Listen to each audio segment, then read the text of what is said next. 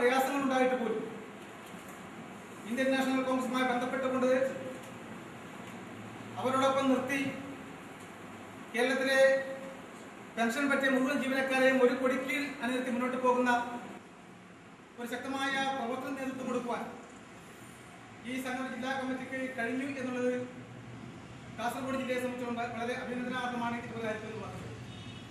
അത് ബഹുമാനായ KPCC president Shri ശ്രീനും പോലും കഴിഞ്ഞ KPCC യോഗത്തിൽ പറഞ്ഞു, ഇന്ത്യൻ നാഷണൽ കോൺഗ്രസിനോട് അനുഭാവം പുലർത്തുന്ന മുഴുവൻ ആളുകളും